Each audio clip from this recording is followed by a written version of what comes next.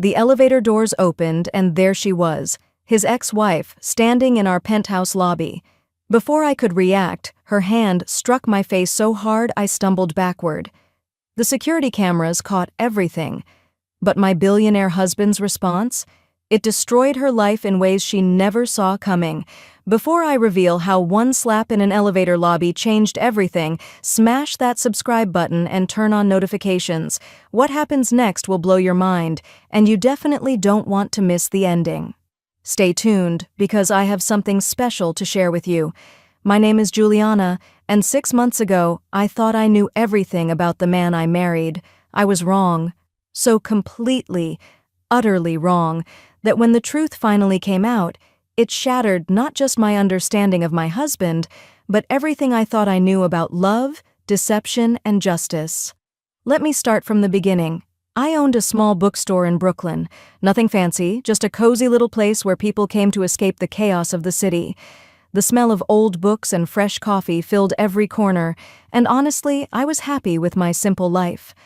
Then Ryan Matthews walked through my door on a rainy Tuesday afternoon, and everything changed. You probably know the name. Ryan Matthews, the tech billionaire who built his empire from absolutely nothing.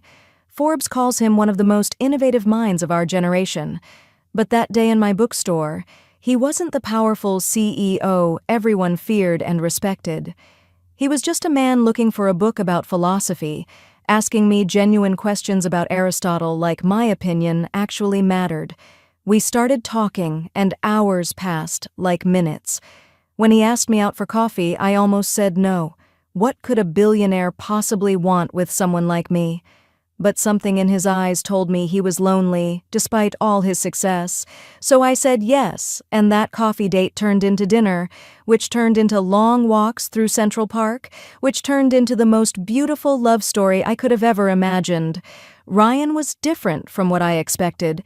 He was kind, thoughtful, and surprisingly down-to-earth for someone worth billions. But there was always this shadow that seemed to follow him.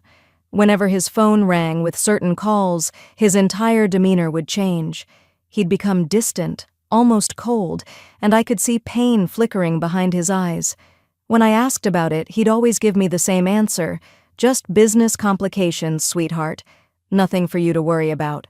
But I knew it was more than that, especially when he mentioned her. Natasha, his ex-wife. The few times her name came up, Ryan's jaw would tighten and his voice would drop to barely above a whisper. All he ever told me was that their marriage had been complicated, that she was part of a life he was trying to move past, and that he hoped she would never try to contact him again. The way he said it made my skin crawl, like he was genuinely afraid of what might happen if she did. But love made me push those concerns aside.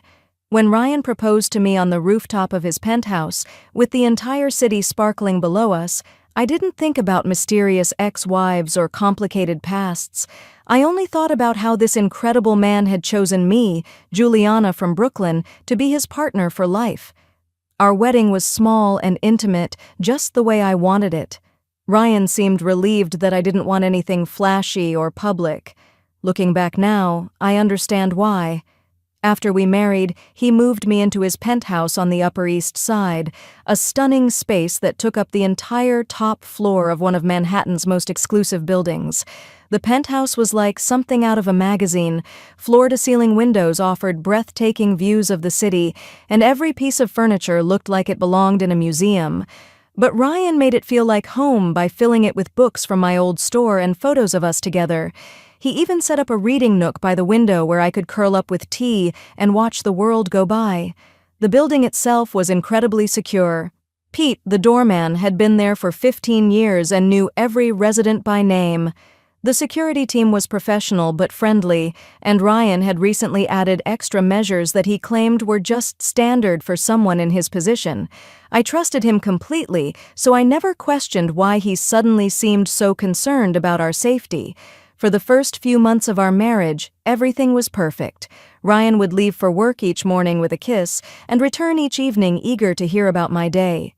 I was working on turning my love of books into a consulting business for small libraries, and he supported every dream I shared with him. I know all about you, Juliana, your little failing bookstore, your student loans, your mother's medical bills that you can barely afford. Did you really think Ryan wouldn't have you investigated? Did you think I wouldn't find out every pathetic detail of your insignificant little life? The grocery bag slipped from my hands, apples and vegetables scattering across the marble floor. She knew things about me that even Ryan didn't know, private struggles I'd never shared with anyone. "You're nothing," she hissed. "You're a temporary distraction for a man who's destined to be with someone worthy of his position, someone like me." That's when something inside me snapped. All the fear and humiliation transformed into anger. "Get out," I said, my voice stronger than I felt. "Get out of my home right now." Her perfect face twisted into an ugly sneer. "Your home? This was my home first, you little thief." And then she struck me. The slap came so fast I didn't see it coming. Her hand connected with my cheek, with enough force to send me stumbling backward, my vision blurring from the impact. The sound echoed through the lobby like a gunshot, and for a moment, everything went completely silent. I pressed my hand to my burning cheek, tasting blood where my lip had been cut by my own teeth. Natasha stood over me, her chest heaving with rage, looking like some beautiful, terrible goddess of vengeance. "That," she said, her voice deadly quiet, "is what you get for taking what doesn't belong to you." I was still trying to process what had just happened when I heard the elevator ding behind me.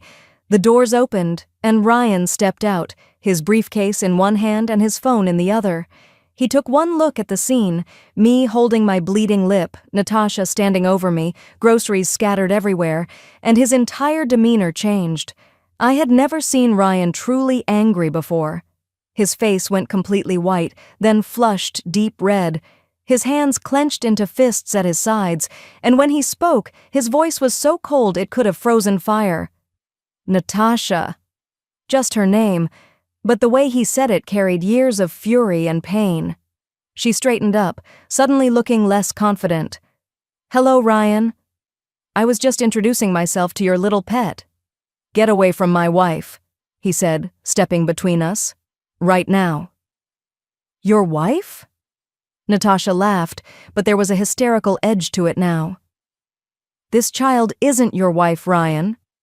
She's a gold-digging nobody who saw an opportunity and took it." Ryan pulled out his phone, and I thought he was going to call security. Instead, he scrolled through his contacts and pressed a number I'd never seen him call before. "Detective Morrison? It's Ryan Matthews. She's here. Yes, the penthouse. Bring the warrant." Natasha's face went white. "What are you talking about? What warrant?" Ryan looked at her with something that might have been pity if it weren't mixed with so much contempt. "Did you really think I wouldn't find out, Natasha? Did you really believe you were smart enough to steal from me for 3 years without consequences?" "I don't know what you're talking about," she said, but her voice was shaking now. "The embezzlement," Ryan said calmly. $4.7 million from our joint accounts and company funds. The fake marriage certificate you used to establish yourself as my legal wife for visa purposes while you were still married to Viktor Kozlov in Moscow. The insider trading using information you stole from my computer. Should I continue? I watched in shock as this powerful, beautiful woman began to crumble before my eyes. "You can't prove any of that," she whispered. Ryan pulled out his phone again and showed her the screen. "Actually, I can. See, while you were busy playing the perfect wife, I was working with the FBI to document every single crime you committed. Every forged document, every illegal transfer, every lie you told. It's all here, Natasha. Every bit of it." The elevator dinged again, and this time it wasn't just one person. 3 FBI agents stepped out, led by a tall woman with gray hair who looked like she'd seen everything twice. "Detective Morrison," Ryan said, his voice still deadly calm. "I'd like you to meet Natasha Kozlova, also known as Natasha Matthews, also known as the woman who just assaulted my wife in front of security cameras." Natasha looked around wildly, like a trapped animal. "This is insane. Ryan, you can't do this to me. We had something real."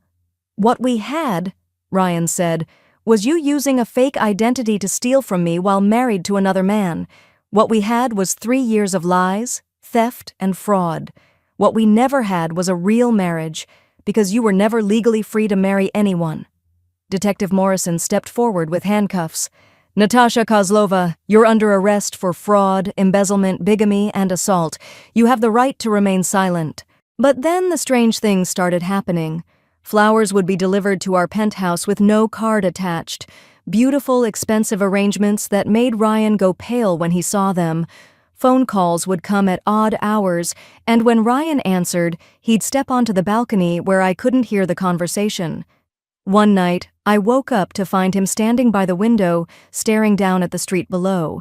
When I asked what was wrong, he pulled me close and said, "Promise me something, Juliana. Promise me you'll never go anywhere alone without telling me first, and if anything ever feels wrong, anything at all, you'll call me immediately." The intensity in his voice scared me, but I promised. I loved him, and if being extra careful would give him peace of mind, I was willing to do it. What I didn't realize was that he was trying to protect me from a storm that was already heading our way. It was a Thursday afternoon in October when everything fell apart. I had been at the market picking up groceries for dinner, something I'd done dozens of times before. Ryan was supposed to be in meetings all day, so I hadn't thought to call him. I was looking forward to surprising him with his favorite pasta dish when he got home. The elevator ride up to our floor was peaceful, just me and my bags full of fresh ingredients. I was actually humming to myself, thinking about how lucky I was to have found such happiness. The elevator dinged softly as it reached the penthouse level, and the doors slid open to reveal our private lobby. That's when I saw her. She was standing with her back to me, studying the artwork on our wall like she owned the place. Tall, elegant, with platinum blonde hair that fell in perfect waves down her back. She was wearing a cream-colored designer dress that probably cost more than I used to make in 6 months, and her posture radiated the kind of confidence that only comes from a lifetime of wealth and privilege. When she turned around, I understood immediately why Ryan had looked so haunted whenever her name came up. Natasha was absolutely stunning, with sharp cheekbones, piercing blue eyes, and the kind of beauty that made magazine covers. But there was something cold about her, something predatory in the way she smiled when she saw me. Well, she said, her voice carrying a slight accent that made her sound even more sophisticated. "You must be the little nobody who stole my life." I stood frozen in the elevator, my bags of groceries suddenly feeling impossibly heavy. This was Natasha, the ex-wife Ryan never wanted to talk about, standing in our home like she belonged there. I'm sorry, but you can't be here," I managed to say, stepping out of the elevator on shaking legs. "This is private property." She laughed, a sound like breaking glass. "Oh, sweetheart, I have every right to be here. I was mistress of this penthouse long before you ever existed in Ryan's world." The way she said mistress made my skin crawl. There was ownership in her voice, possession, like she still considered Ryan her property. "Ryan isn't home," I said, trying to sound braver than I felt. "You should leave." "Good," she replied, stepping closer to me, "because I'm here to see you, not him. I wanted to meet the pathetic little bookworm who thinks she can play in our league." My hands were trembling now, but I forced myself to look her in the eye. "I don't know what you want, but you need to go. Now." "What I want," she said, circling me like a predator, "is to understand what Ryan possibly sees in someone so ordinary. I mean, look at you. Your hair is from a drugstore box, your clothes are off the clearance rack, and you carry yourself like you're apologizing for taking up space." Each word hit like a physical blow. She was saying things I'd worried about in my darkest moments, fears I'd shared with no one. "You want to know what I think?" she continued, her voice getting more vicious with each sentence. "I think you saw a lonely billionaire and decided to play the sweet, innocent girl until you could get your hands on his money. But here's the thing, little girl. I know Ryan better than you ever will, and this phase won't last. Soon he'll remember what real class looks like, what real beauty is, and you'll be nothing but an embarrassing memory." I wanted to run, to escape to the safety of our apartment, but she was standing between me and the door. "Ryan loves me," I said, my voice barely above a whisper. "Ryan loves the idea of you," she corrected. The fantasy of rescuing some poor little nobody and turning her into his princess. But fantasies don't last, sweetheart. Reality always wins in the end. She leaned in closer, and I could smell her expensive perfume mixed with something that seemed almost toxic. As they read her rights, Natasha kept looking at Ryan like she couldn't believe this was happening. "You planned this," she said. "You married her to get back at me." For the first time since he'd arrived, Ryan's expression softened. He reached for my hand, careful not to touch my injured cheek. "I married Juliana," he said, "because she's everything you never were. Honest, kind, genuine, and brave enough to love someone despite their complicated past." As they led Natasha away, she turned back one more time. "This isn't over, Ryan. I'll find a way to come back." "No," Detective Morrison said firmly, "you won't. With the evidence we have, you're looking at 15 to 20 years in federal prison. Plus, your visa fraud means you'll be deported after you serve your sentence." The elevator doors closed on Natasha's shocked face, and suddenly the penthouse lobby was quiet, except for the sound of my own ragged breathing. Ryan immediately turned to me, his hands gentle as he examined my injured cheek. "Are you okay? Do we need to go to the hospital?" I shook my head, still trying to process everything that had just happened. "Ryan, I don't understand. You were never really married to her." He sighed deeply, leading me to the couch in our living room. "Juliana, I should have told you everything from the beginning. I was just so afraid that if you knew how complicated my past was, you'd run away before giving us a chance." Over the next hour, he told me the whole story. How he'd met Natasha 5 years ago when she was supposedly a Russian refugee seeking asylum. How she'd seemed vulnerable and in need of protection. How their whirlwind romance had led to what he thought was marriage, only for him to discover later that she was already married to a Russian oligarch and using their relationship to steal from his company. "I couldn't prove it at first," he explained. "She was too smart, too careful, so I started working with the FBI, documenting everything, building a case. It took 3 years to gather enough evidence to guarantee a conviction." "But why didn't you tell me?" I asked. He took my hands in his and I could see tears in his eyes. "Because you're the first real thing that's happened to me in years, Juliana. You loved me for who I am, not what I have. I was terrified that if you knew I was still dealing with this nightmare, you'd think I was too damaged, too complicated to be worth the risk." I understood then why he'd been so protective, why he'd seemed scared sometimes. He wasn't afraid of Natasha hurting him. He was afraid of her hurting me. "The flowers, the phone calls," I said. "All part of her trying to intimidate me into dropping the investigation. She knew we were close to making arrests. And today? Today she finally crossed the line by coming here and putting her hands on you. That assault gave us everything we needed to take her down immediately." I looked at this man I'd married, really looked at him, and saw someone who had been carrying an enormous burden alone, rather than risk losing me. Someone who had been protecting not just himself, but me, from a dangerous criminal. "I love you," I said simply. "All of you, including your complicated past." The relief on his face was beautiful to see. "Even after all this?" "Especially after all this. You could have told me about Natasha any time, but you chose to protect me instead, and when she hurt me, you didn't hesitate to make sure she faced justice." That night, as we cleaned up the scattered groceries and talked about everything we'd both been keeping inside, I realized something important.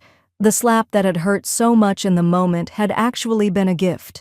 It had finally forced all the truth into the light, and now we could move forward together without shadows from the past. 6 months later, Natasha was sentenced to 18 years in federal prison. Detective Morrison told us that our case had helped them uncover an entire network of similar frauds, and dozens of other victims had finally gotten justice too. Ryan and I are stronger than ever now. He's learned to trust me with his problems, and I've learned that sometimes the people we love carry burdens we can't see. We're planning to start a foundation to help other victims of financial fraud, turning our painful experience into something that can help others. Sometimes I still touch my cheek and remember that afternoon in our lobby, but instead of feeling angry or hurt, I feel grateful. That slap led to justice being served, truth being told, and a love that was already strong becoming absolutely unbreakable. The woman who hit me thought she was destroying my life. Instead, she gave me the greatest gift possible, the chance to see my husband defend our love without hesitation, and the knowledge that no matter what storms we face, we'll face them together. That slap stung, but it led to justice finally being served. If this story shocked you as much as it shocked me to live through it, please hit that like button and share this with someone who needs to know that good people will always have your back. Subscribe for more incredible true stories and tell me in the comments, have you ever discovered someone wasn't who they claimed to be? I read every single comment.